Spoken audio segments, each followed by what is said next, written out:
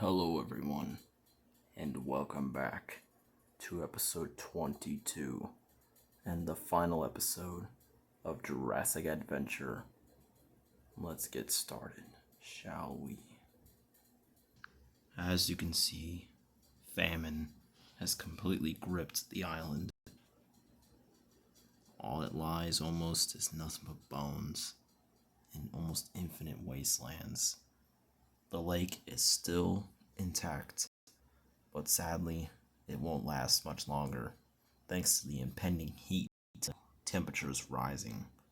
Soon, it will completely evaporate, and the dinosaurs possibly will all die, meaning everybody we've seen in this show, Molly, Kate, Sledgehammer, many other characters might perish because of this, if not all of them. Speaking of which, it is Kate. She is growing more and more exhausted as the days pass, along with her son. The both of them are becoming weaker and weaker as the heat progresses, along with, of course, Sledgehammer.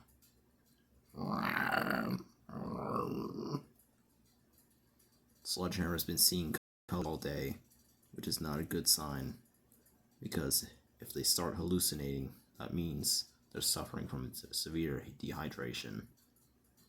But sadly, it's only the start of his hard day today, as a predator returns.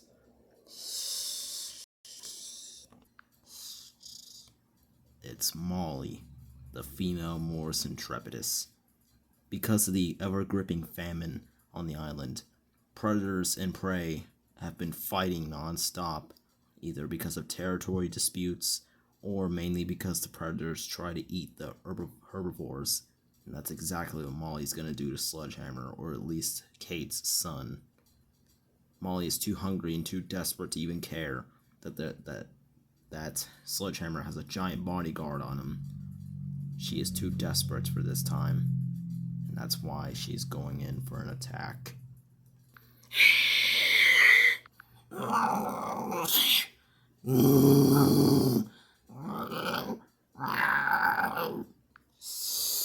Molly's been thrown down, but it's going to take a lot more to deter her this time. She is sick and tired of almost never getting a meal, and the dry season's just making it worse for her. So thus, she is attacking again.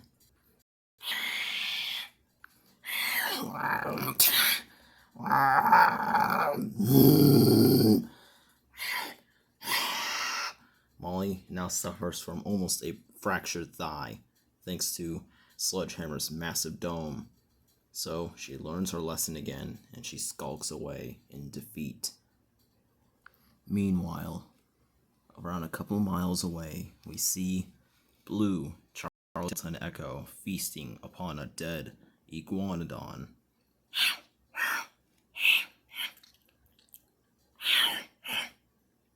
But unfortunately, it seems like they have trouble again, as Ghost and her siblings have returned.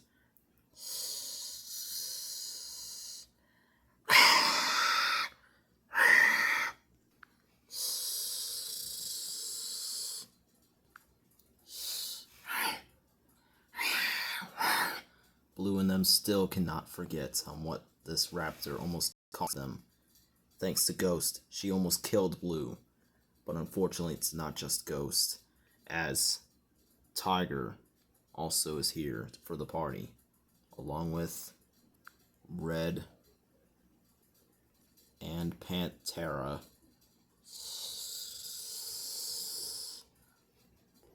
Blue and them appear to be completely surrounded, but it seems like just like before, it is a 4v4 fight.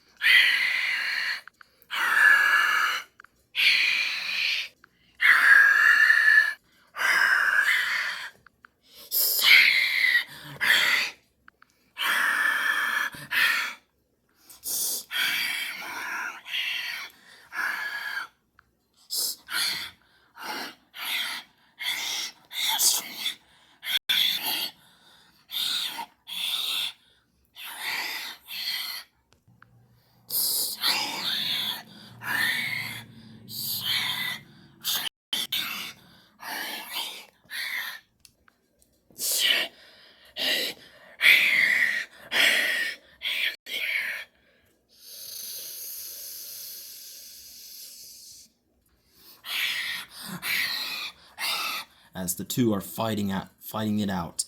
Suddenly, they hear an unfamiliar shriek.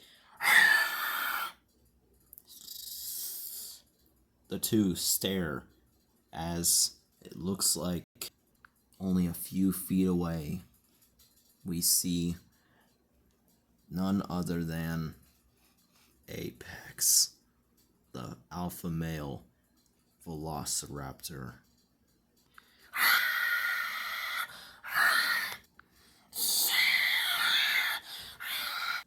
But it's not just him, as it seems like his brother Axel has came too.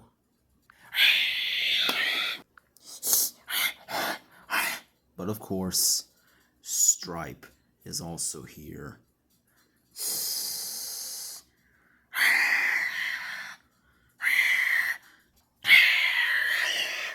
This is a non-ever-stopping gore fest of a battle that is quite vicious.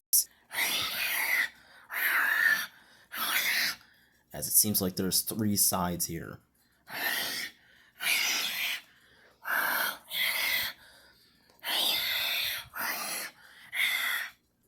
As the fight continues, then the ground starts shaking underneath their feet.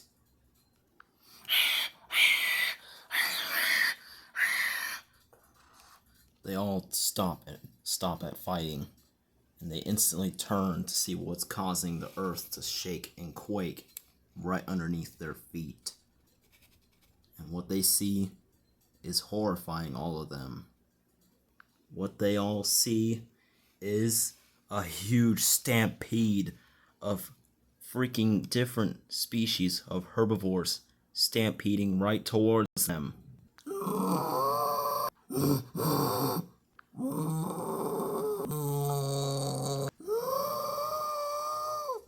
That's when they all dive and instantly get out of there as soon as possible before they're all flatter than pancakes.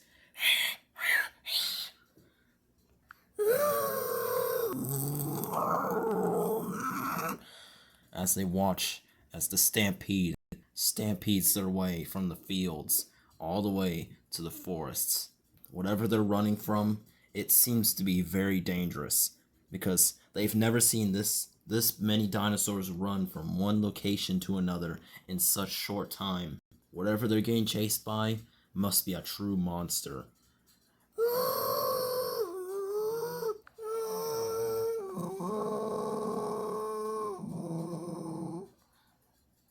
As they all turn to see, they are all shocked at what they witness. What they all witness is the beginning of a legendary battle.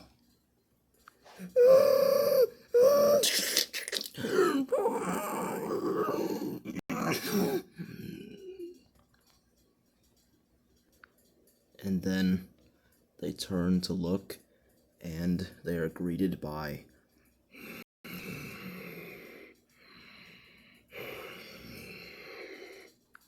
a Spinosaurus.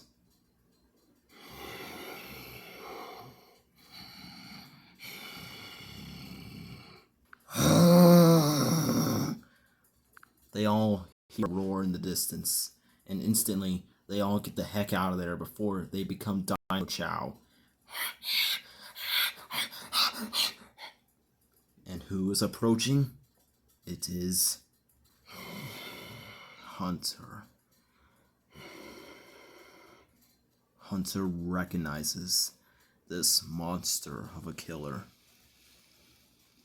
In fact, this is the same creature that tried to kill him before. If you guys remember in episode 10, Hunter almost got pushed off the cliff. Now, we may have all suspected it could have been a herbivore trying to kill him because it felt threatened and tried to push off the cliff. But no. Later, we've indicated that this is the monster that tried to kill Hunter that day. And it is also the same monster that ripped apart those Apatosauruses in episode 12. This is the same beast that has caused all the chaos, all of the gore, and all destruction on this island. Hunter stares down this beast, and he knows what he must do to protect his home.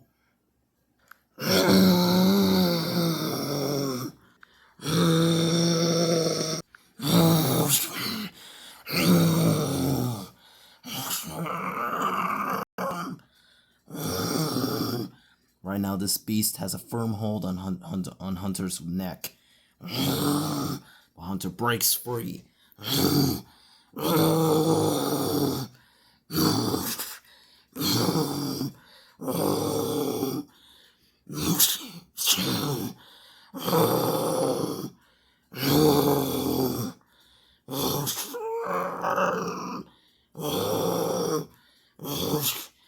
That's when this beast has a firm hold on Hunter's right arm and then pulls back.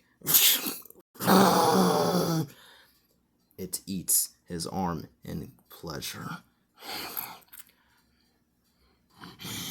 Hunter is beginning to feel exhausted, but despite losing an arm, he is not backing down to lose his home to this beast of a dinosaur. So he attacks again.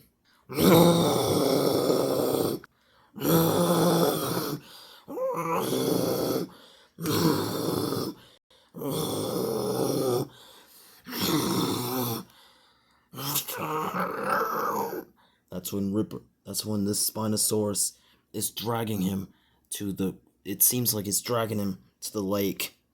That's when, before this beast can drown him, that's when Hunter is saved. A Sarcosuchus. Not just any Sarcosuchus, but the same one that attacked Hunter before. And now it seems like it is clamped onto the Spinosaurus. That's when the Spinosaurus picks it up and starts fighting it, and then goes underwater with it. As for Hunter, he swiftly gets the heck out of there before he becomes that Sarcosuchus, and of course what that Spinosaurus did to those Stegosauruses.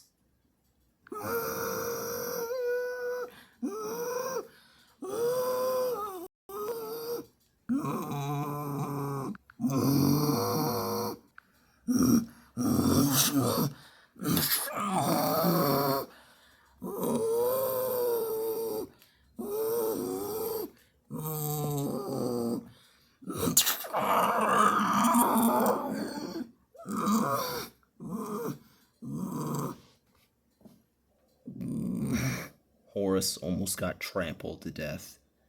He is too distraught at what just happened to 3 of his herd mates, but at the same time, he is severely hurt.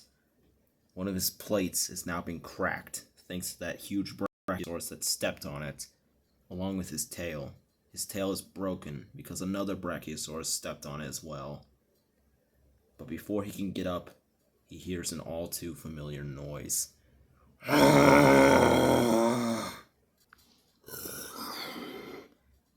It is Fujiwai, and he has returned to settle the score with Horace.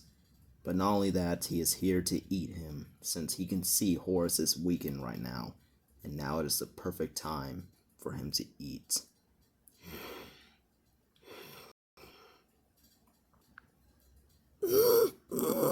Horace really wants to get up, but his tail is killing him, and he cannot get up, and because of his age is working against him.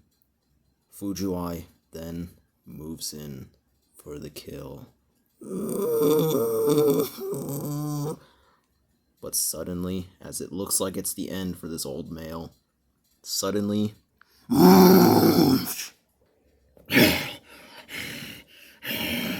Fujiwai gets up to face whoever dared to shove him, but then he gets up and realizes the one who shoved him is Jax. The same bull male Nasutoceratops he tried to kill all the way back in episode 2. And they also have some beef to settle. Jax is sick and tired of Fujiwai always bullying other species and always trying to kill them. And because of the past, He hates Fujiwai with a passion that is stronger than his horns. And because of this, Jax is challenging Fujiwai to a battle that he will never forget. Horus finally gets up, and he is distraught that Jax saved him. As for Fujiwai, he accepts the challenge. But before Fujiwai can even touch him, despite with a broken tail, Horus does not care, as he has potentially just made a new friend. The two of them now are staring at Fujiwai, ready for battle. So Fujiwai slowly gets up and realizes the situation, and he is angry that he is now being team tagged by a Stegosaurus and a Pseudoceratops. Not only that, but the same ones he tried to kill for a long time. However, Fujiwai, he knows he cannot win in this fight. Because of this, he decides to back down and submit to the power of these two giant killer herbivores. As for Horus, he stares at Jax in amazement and disbelief that he just saved him.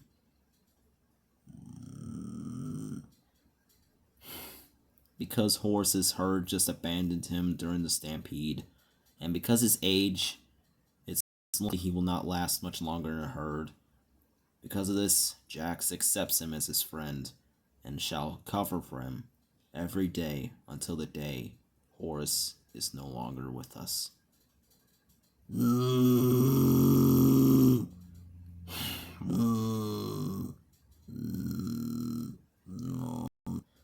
The two walk off as they've just made a new partnership.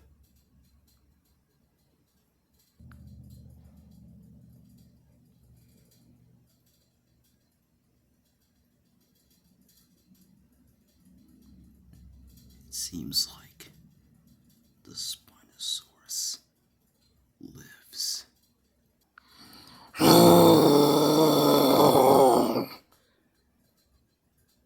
Thank you for watching.